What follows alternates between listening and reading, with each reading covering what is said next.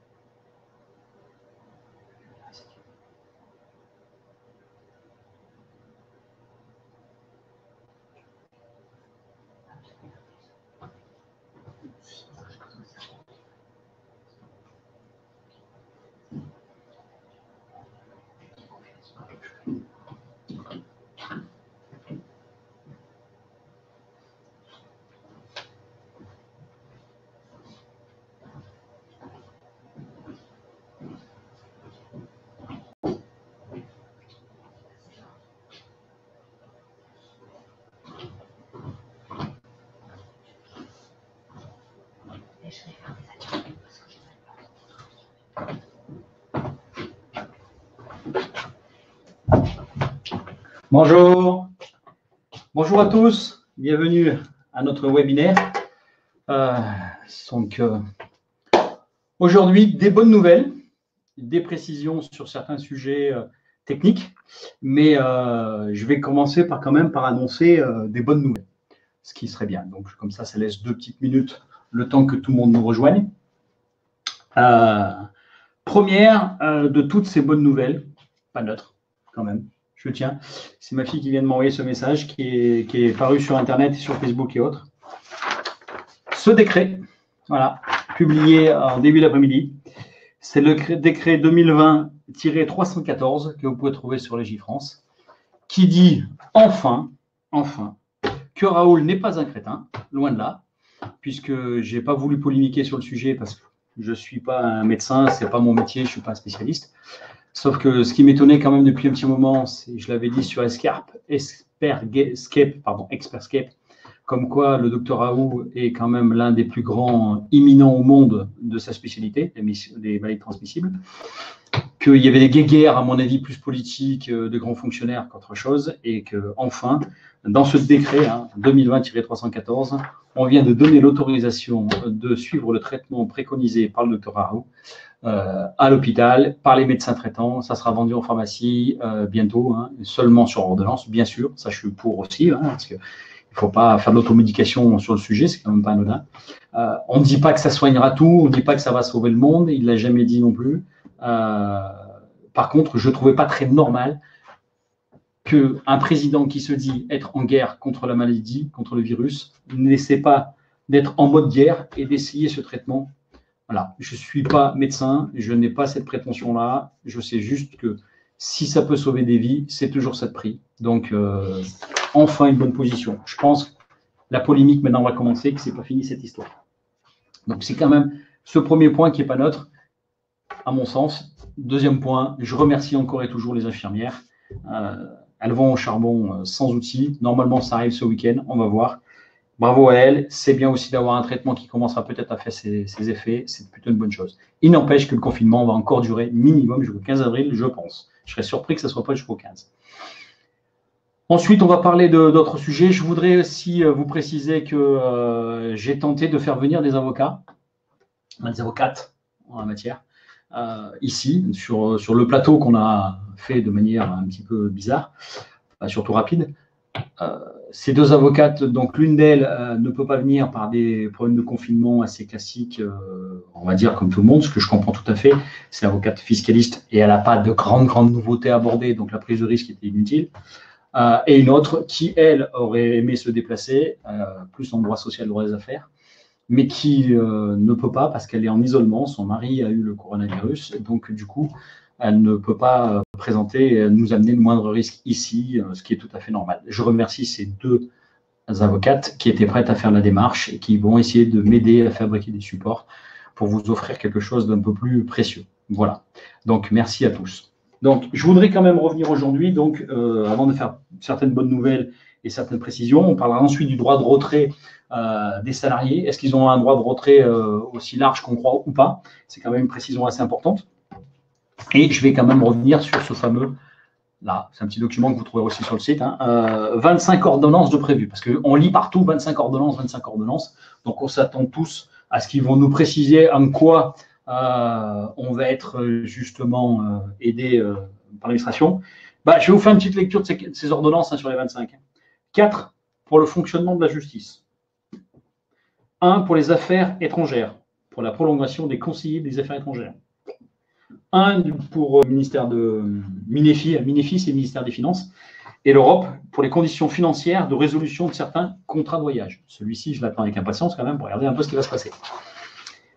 Un autre sur la transition écologique qui va expliquer pour les loyers et les factures d'énergie. Donc, pour l'instant, je ne l'ai pas lu, je ne l'ai pas encore vu, mais on est très clair, ça va concerner, on est certain maintenant, qu'une typologie de clients qui va être assez précise, puisque on a même une précision ici des décisions législatives envoyées par Geoffrey, qui me sert bien, je l'avais vu après dans d'autres textes. Mais ce qui concernera l'EDF, le paiement des loyers et les énergies, l'eau par exemple, ne concerneront que les entreprises de moins de 10 salariés et que les entreprises qui font moins de 2 millions d'euros de chiffre d'affaires. Donc, ce qu'on appelle les micro-TPE sur le plan légal. Donc, l'ordonnance va être précisée là-dessus. Donc, attention. Bon, ça touche l'ensemble de ma clientèle et je pense que la plupart de ceux qui suivent le support aujourd'hui. Mais, donc, l'ordonnance, je l'aurai, j'espère, lu demain, ou sinon, ce sera lundi avec des précisions. Comme on dit de façon dire, Jonathan, on va voir. Donc, cette ordonnance-là du Minefi de transition écologique, je l'attends. 4 autres du Minefi, donc ministère des Finances, la création du fonds de solidarité, avec une petite nouveauté dans une fonds de solidarité. Vous savez, c'est l'aide de 1 500 € qui va être accordée à ceux qui auront perdu 70% de leur chiffre d'affaires ou ceux qui sont été obligés de fermer par l'arrêté du 15 mars 2020.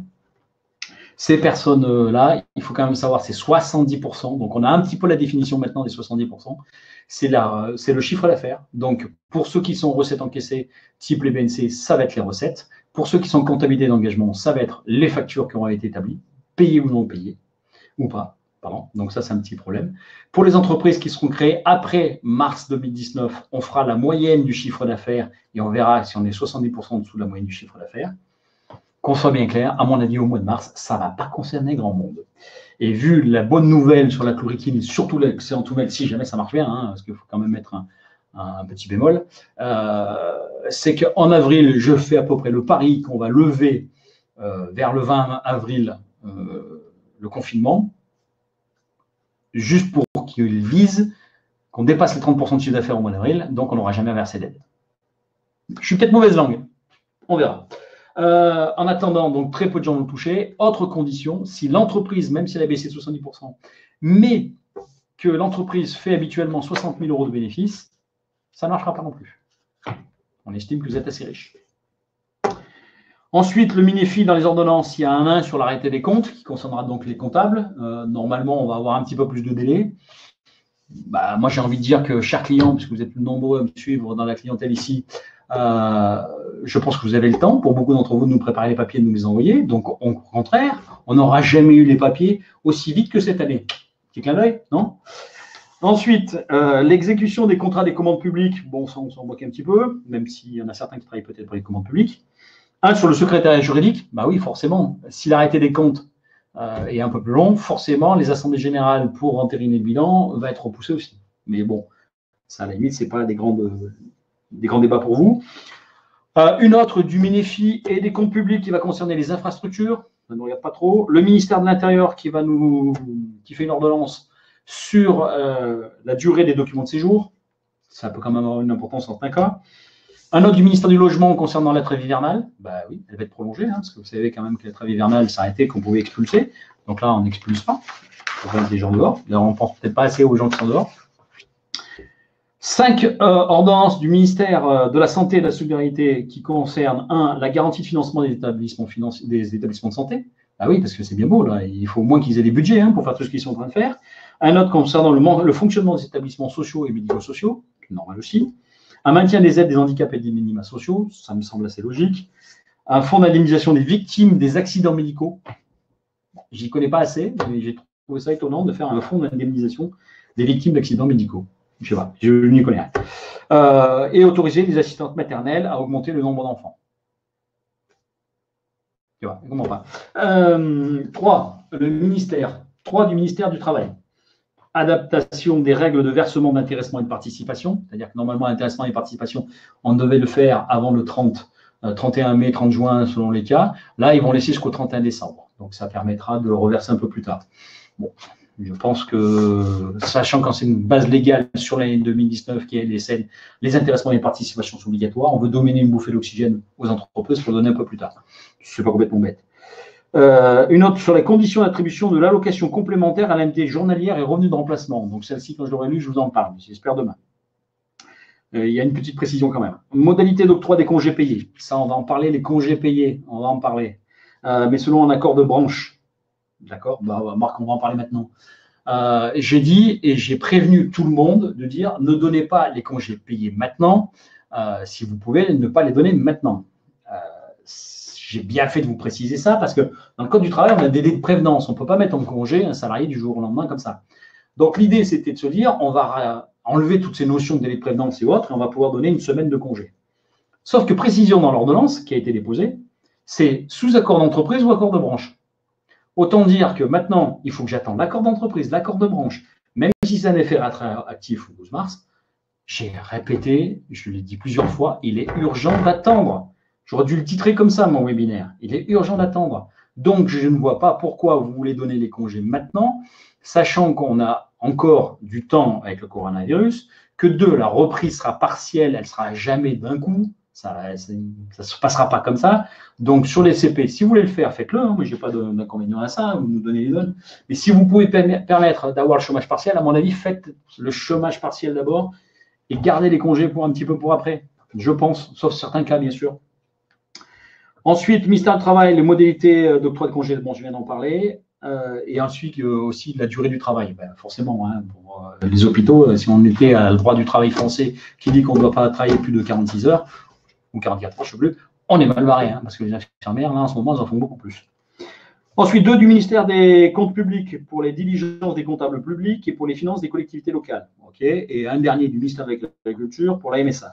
Donc, on voit, effet d'annonce, 25 ordonnances, on va tout nous expliquer. En fait, une fois qu'on a fait le tour, on a 4 qui vont nous concerner. Et après, tout le reste, débrouillez-vous, essayez de vous en sortir. Et vous allez voir pourquoi, je vais vous dire débrouillez-vous. J'ai une patiente dont l'employeur lui demande de se mettre en maladie. Est-ce légal? Non. La maladie, on se présente en maladie, on est malade, on fait un certificat médical avec un arrêt maladie et c'est le seul cas. On ne peut pas demander à quelqu'un d'être malade. Donc, je ne sais pas comment il va faire, mais oui, après, bon, pour que ça ne se sache pas, on aura un arrêt maladie, on aura un arrêt maladie. Hein. Autre question? Allez-y. Non, je vois pas. Le droit du travail, j'en parlerai après. Donc, j'ai parlé de la gestion immobilière des loyers. C'est la petite précision que j'ai voulu vous apporter. Je parle maintenant des indemnités journalières.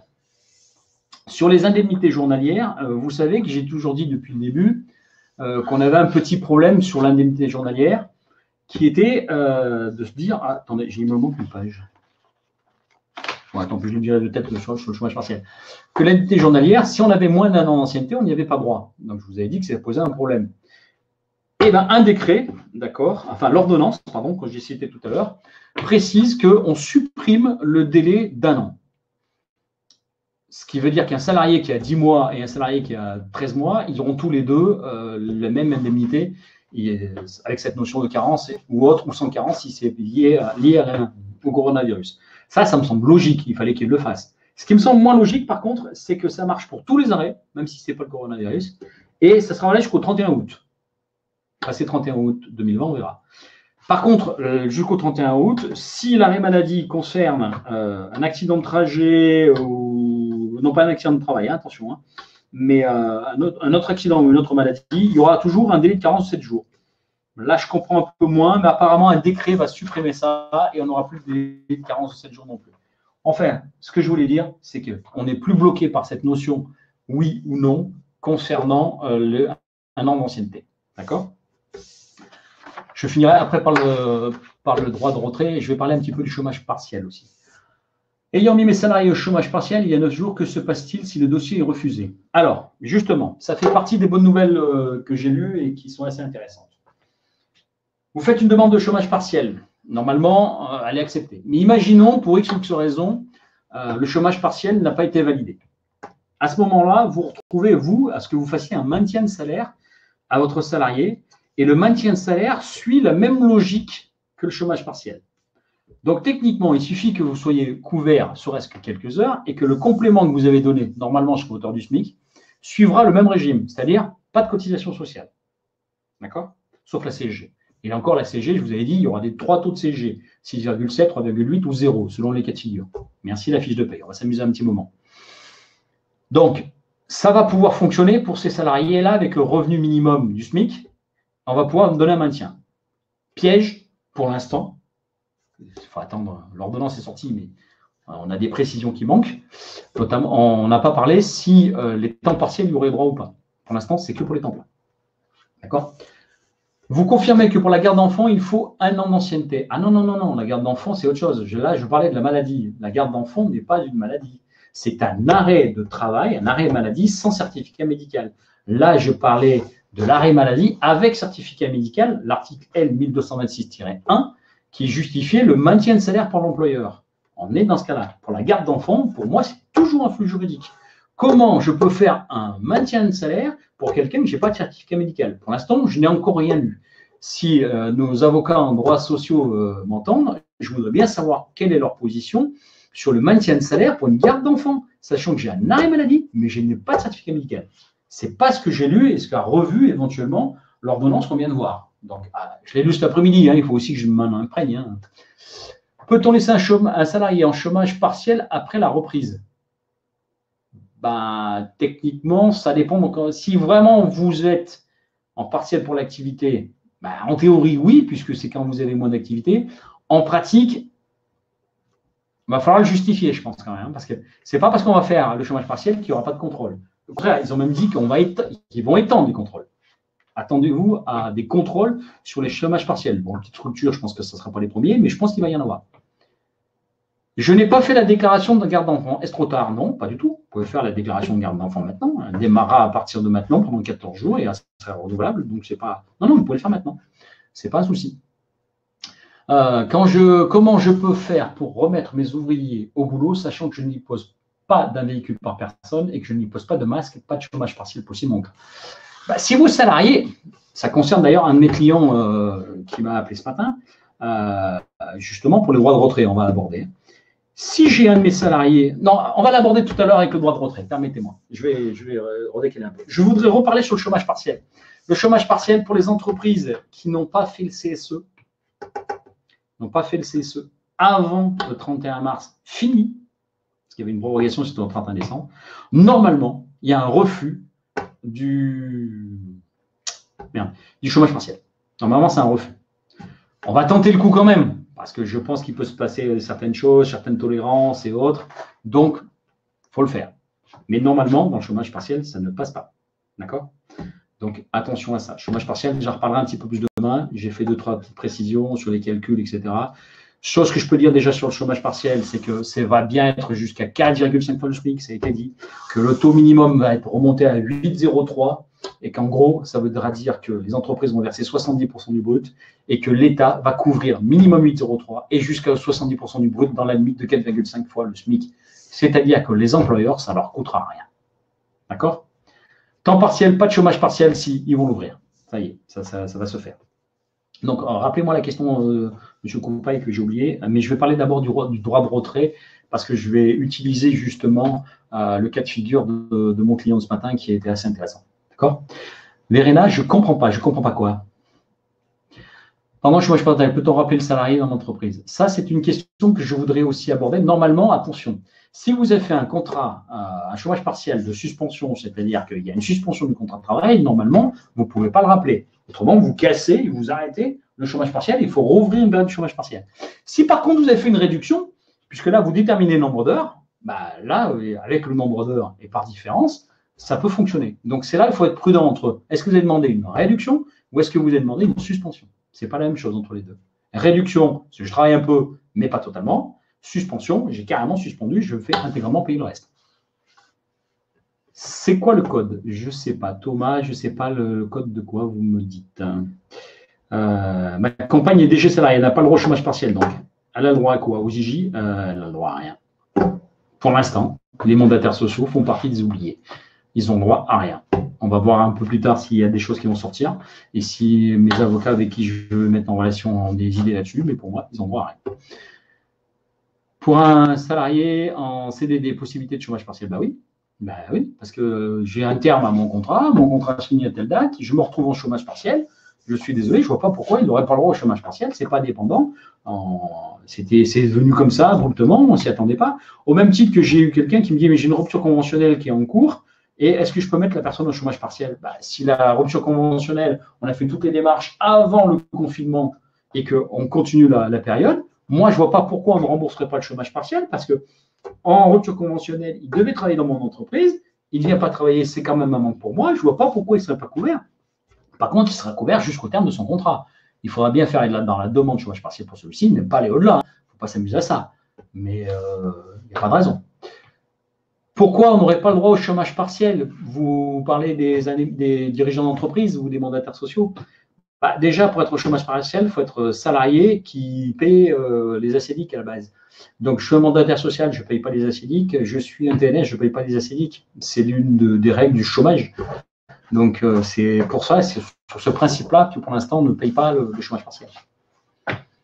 C'est quoi un CSE? Un CSE, c'est pour les plus de 11 salariés. D'accord? C'est anciennement le délégué du personnel et le comité d'hygiène, etc. Enfin, anciennement les DP.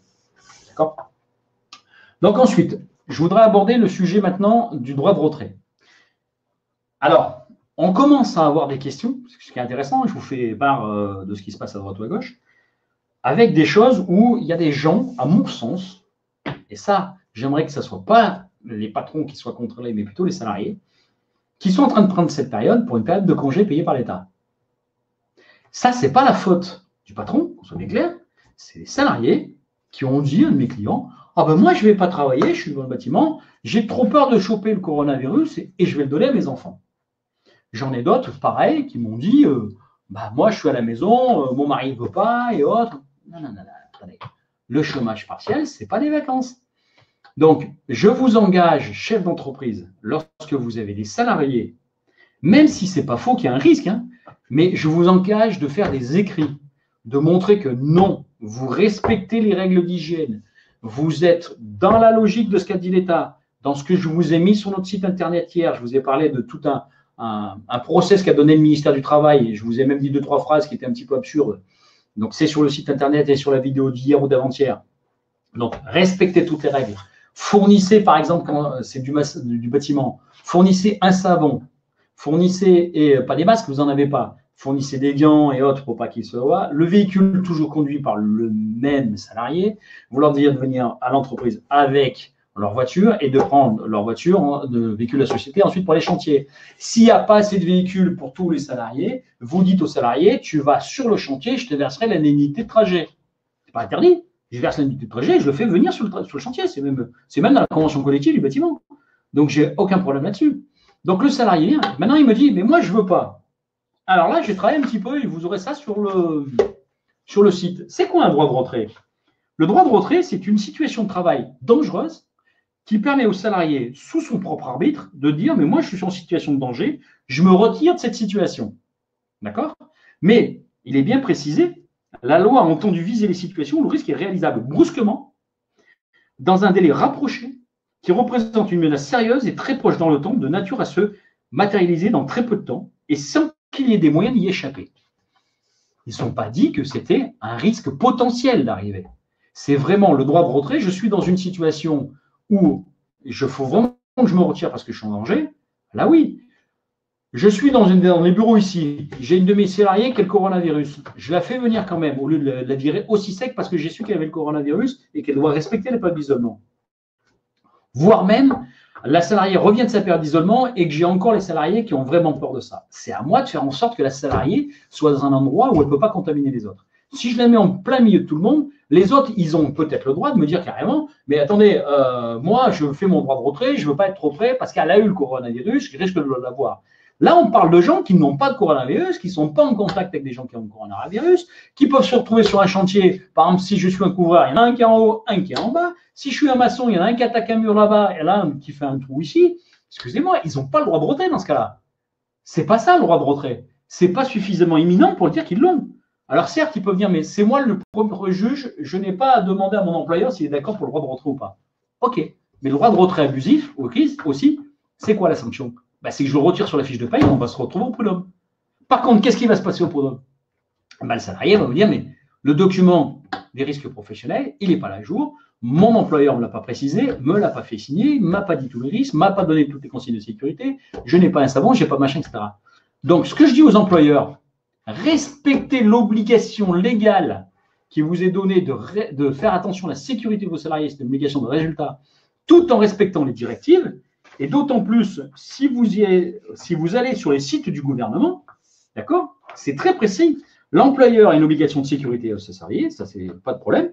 Et ils disent bien sur le site même du gouvernement que vous pourrez imprimer, que vous pourrez mettre là, que moi j'ai mis, suivre les préconisations générales du gouvernement, ce qui est marqué sur leur site. Dans ce cadre, la première recommandation consiste à se tenir informé quotidiennement des consignes diffusées sur le site officiel Un gouvernement info coronavirus.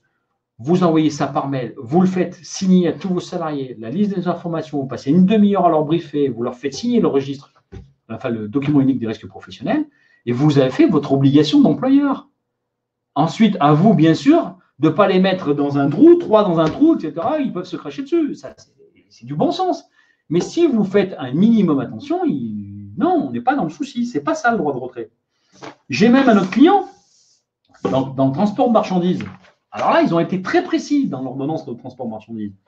Les mesures d'hygiène et de distanciation sociale dites barrières, définies au niveau national, doivent être observées par les conducteurs de véhicules. On leur a même dit la remise et la signature des documents de transport sont réalisées sans contact entre les personnes. La livraison effectuée au lieu du domicile donné par le donneur d'ordre, les figures sur un document de transport. Ok. On peut prendre une photo, je l'avais dit ça. On prend une photo. Tiens, je l'ai livré, je te prends une photo, je ne te touche pas, je suis même loin. À l'intérieur du véhicule, il ne faut pas échanger les véhicules. Il faut essayer de garder le même véhicule si c'est possible. Sinon, passer un désinfectant partout, la javel et autres, avant de refiler le véhicule à un autre salarié. Ce salarié-là, vous lui laissez à l'intérieur soit du gel, soit un savon, vous dites de se laver les mains avec une bonne d'eau, etc. Vous respectez les règles d'hygiène et ça marche. Donc ici, ces dispositions en plus qui concernent le transport que je vais mettre sur le site, elles sont d'ordre public. C'est-à-dire que comme on a considéré que le transport logistique était un métier important en ce moment de la crise, on a dit que c'était d'ordre public. Donc le salarié, s'il déroge, il est en tort. Donc vous pouvez lui faire une faute. Donc, n'hésitez pas que si vos salariés veulent venir sur le droit de retrait en disant « je ne suis pas d'accord avec toi, je respecte toutes les recommandations qui me sont données, tu seras éloigné, tu ne seras pas là, tu ne feras pas ci, tu ne feras pas ça », tu n'as pas le droit de retrait, au droit de retrait. Si tu ne viens pas, tu es en absence injustifiée, voire même en faute professionnelle. Donc, ne vous laissez pas non plus rentrer dans ceux qui veulent des vacances.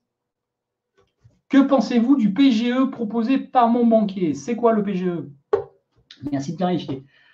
Le masque ne protège pas du virus, non, il empêche les autres d'envoyer le virus. Mais ça, c'est. Oui, oui, merci Lily, mais oui, c'est clair.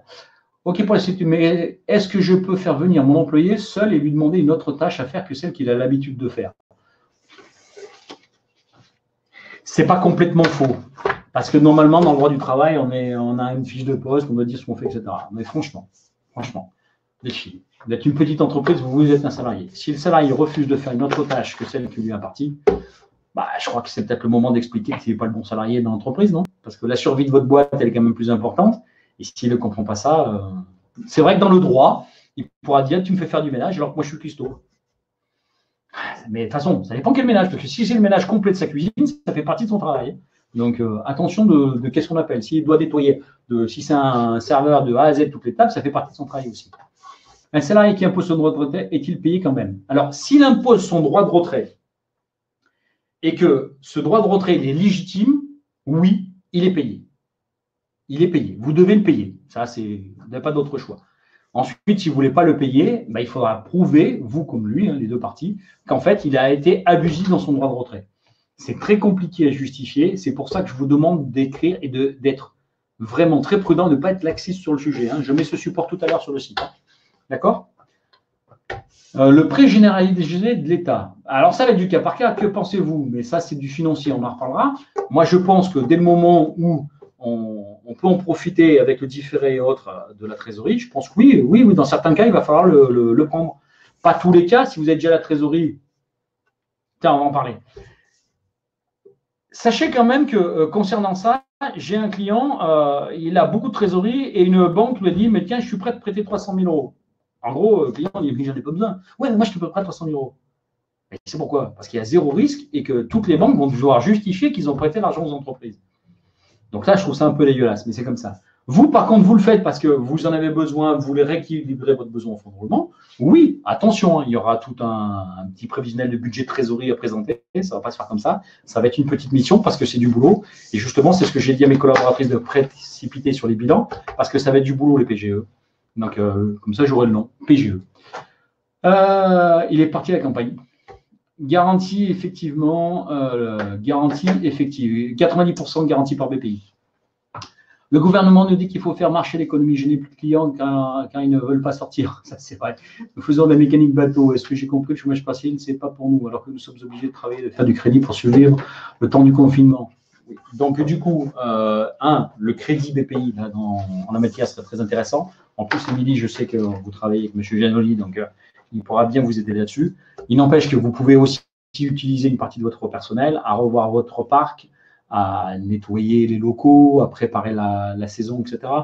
Et ensuite, leur mettre des congés. On sait que l'ordonnance va sortir sur la prise de congés si c'était vraiment le cas.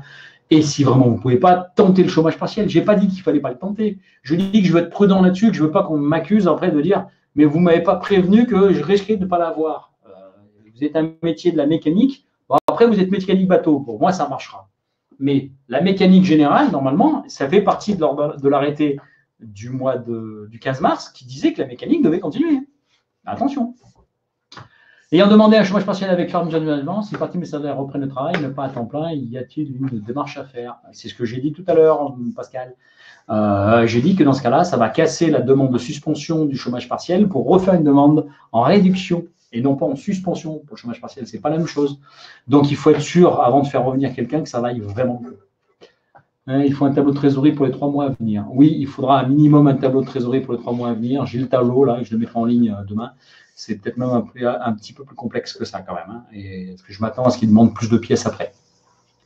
Alexis, dans le même cas, Émilie. Oui, je pense que les bateaux, le chômage partiel marchera. Je ne suis pas trop inquiet parce que ce n'est pas un domaine de première nécessité, le bateau. Que la mécanique, comme les gens doivent circuler, etc. On a quand même dit que c'était une première nécessité qu'il fallait expliquer pour qu'on ferme ou qu'on ne ferme pas. Après, si vous n'avez pas de boulot, faites-le. Et je ne vous dis pas qu'il ne faut pas le faire. Donc, le droit de retrait, ne vous laissez pas complètement avoir non plus. Vous avez quand même des droits en tant qu'employeur et vous pouvez dire à vos salariés, mais moi, je respecte les règles, j'ai fait attention à ça, à ça, à ça et ça, et les faire travailler. Parce que sinon, on pourrait vous le reprocher. D'accord? Après, c'est vrai que tout ce qu'on dit et tout ce qu'on peut voir, c'est tellement inédit. On est bien certain que de toute façon, ça sert à quoi j'ouvre si jamais je n'ai pas de clients? Je suis d'accord. Moi, j'ai un autre exemple aussi avec un restaurant qui fait beaucoup d'emporter. Ben, s'il fait de l'emporter, il ne peut pas me dire non plus qu'il n'essaye pas d'ouvrir un minimum. Il se met en réduction de chômage partiel et non pas en suspension et il essaye de justifier quelques heures. Parce que là, on va lui dire, mais monsieur, vous avez fait la suspension, vous auriez pu faire un peu de vente à emporter, donc il faut les laisser faire là-dessus. Donc, je pense qu'il faut essayer d'être un peu logique partout et essayer de sauver les meubles. En fait, ce qu'ils veulent faire, c'est qu'on vous soutient si vous essayez de sauver les meubles. Vous n'essayez pas de sauver les meubles, on ne va pas trop vous soutenir. Donc, je me méfie au retour. Faites attention. Je n'ai pas la science infuse, loin de là. C'est nouveau pour moi aussi, c'est complètement inédit, mais faites attention. Et sachez que vous avez quand même quelques droits. D'accord? Ils font des nuances dans la mécanique. Bah oui. Mécanique automobile n'est pas la mécanique bateau. Henri, et si le salarié n'est pas véhiculé, car pas de permis B dans le bâtiment, est-ce une raison du chômage partiel? Non. Il n'est pas véhiculé, vous l'avez embauché, soit vous devez assumer le fait de le faire venir sur le chantier, soit carrément, sur le contrat de travail, il aurait pu avoir une précision intéressante, c'est de se dire, mais puisque tu n'as pas, tu te débrouilles pour être au chantier à l'heure convenue. C'était l'une des conditions, grosso merdo, de recruter quelqu'un, parce que vous ne pourrez pas le mettre dans le même véhicule que l'autre. Donc, si maintenant, ce n'est pas le cas, donc soit vous avez un véhicule, vous pouvez être suffisamment séparé ou autre, et si vous ne pouvez pas te séparer, vous lui dites, tu te débrouilles, tu prends une mobilette, tu vois si tu peux venir sur le chantier. Mais est-ce que c'est une raison de chômage partiel? Pour l'instant, ils n'en sont pas entrés dans ce genre de détails-là. Je ne pense pas que ce soit une raison de chômage partiel si tous les autres ont travaillé. Non, on va vous dire, mais il fallait prendre une autre solution. Alors, toujours, si, on a une nouvelle pour les délais de remboursement. Bonne question, ça, parce que j'avais oublié ma feuille. Oui, on le sait, ça sera 12 jours après. Une fois qu'on a fait les fiches de paie, qu'on a envoyé à la SP le montant total des salariés, on a 12 jours. D'accord? Enfin, ils ont 12 jours pour nous rembourser. Devons-nous reporter le contrat en fonction du temps de chômage partiel? Non. Un CDD, c'est un terme précis. Un CDD, vous avez soit un terme précis, soit un terme imprécis. Si vous avez un terme précis, il s'arrête à telle date. Il peut se passer quoi que ce soit, ce n'est pas un report. Ça peut être des reports pour les périodes d'essai, mais pas. Et encore, celle-ci, pas celle-ci, parce qu'à mon avis, ça ne tient pas. Mais ça ne peut pas être une clause de report du CDD. Non. Peut-on mettre au chômage partiel uniquement un apprenti? Non. Non. Pas uniquement l'apprenti, ça serait discriminatoire. Par contre, il faut savoir s'il est à l'école ou pas à l'école. Donc, ça peut être une raison. Mais pas que l'apprenti. Est-ce que les entreprises de paysage peuvent-elles reprendre? Mais elles n'ont jamais arrêté, les entreprises du paysage. Peuvent-elles reprendre? Vous partez du principe qu'à un moment donné, elles ont un risque d'être contaminées canard.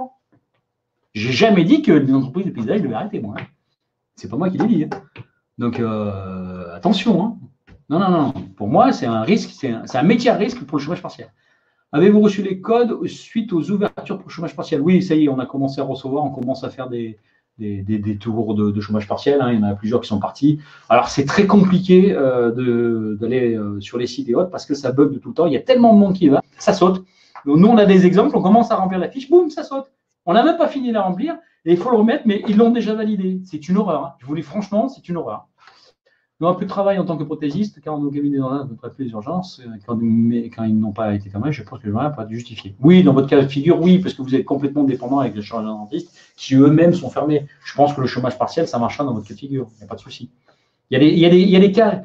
C'est la logique. Hein, si on applique le salaire chômage partiel à 70% du brut, oui. Si on applique le salaire chômage partiel à 70% du brut, oui. Et je n'ai pas vu le reste de la question. Moi, je pense savoir la question, est-ce qu'on sera dans l'exonération des charges sociales ou pas? Ça, c'est un truc que je vais travailler aussi et je vais poser la question avec les avocats de droit social. Que se passe-t-il en cas de refus 30 jours plus tard? Alors, avant, c'était 30 jours, ça a été ramené à 2 jours par l'ordonnance. Hein. C'est 2 jours. On le saura en 2 jours. Le délai a été raccourci par l'ordonnance. C'est voulu. Quand il est à l'école, il rentre chez lui. Quand il est en entreprise, il dit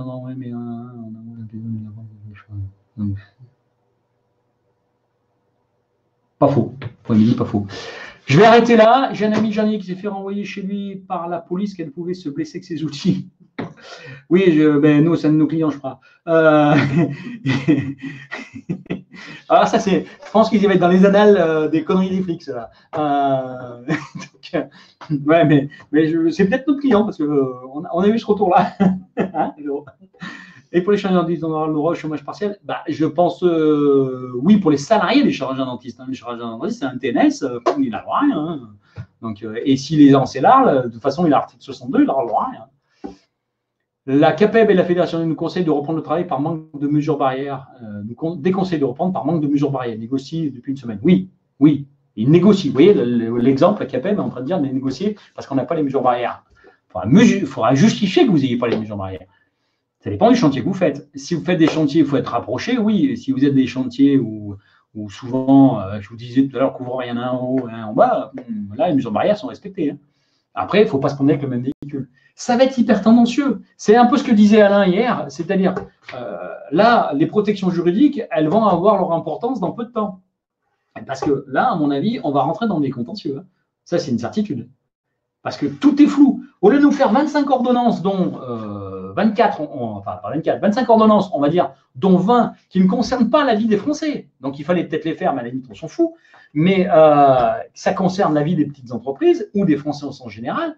Les délais de séjour, ça, je trouve que ça concerne le Français. Ils ont fait tous les trucs politiques. Voilà, non, enfin, bref, je ne vais pas faire de la politique ici.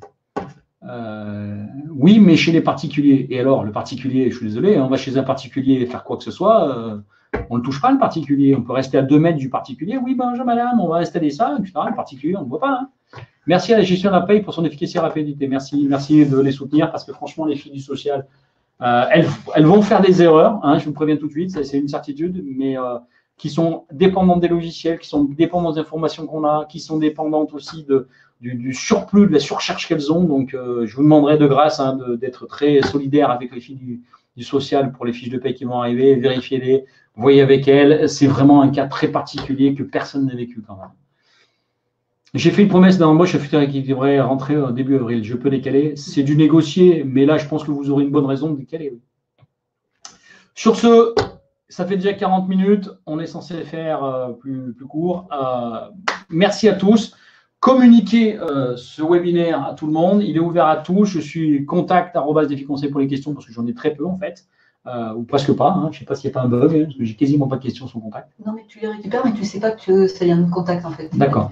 Moi, on a atteint 99 participants. Yes, c'est bon. Allez, on dépasse les 100.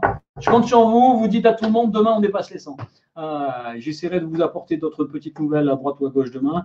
Et même si on n'en a pas, eh ben, on fera un jeu de questions-réponses comme on est en train de faire aujourd'hui et essayer d'avancer.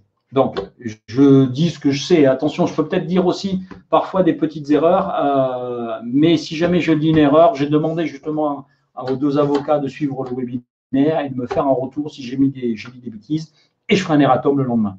D'accord? Donc, à tous, bon courage, continuez, essayez de sauver les meubles parce qu'on ne peut faire que ça. Je suis Quentin. Je rappelle quand même l'information du jour très importante si vous l'avez raté tout au début, c'est qu'on a un décret, je ressors ce décret parce que moi je suis très content, le décret 2020-314 qui entérine la chloroquine comme traitement pour les médecins et pas que pour les hôpitaux en cas d'urgence.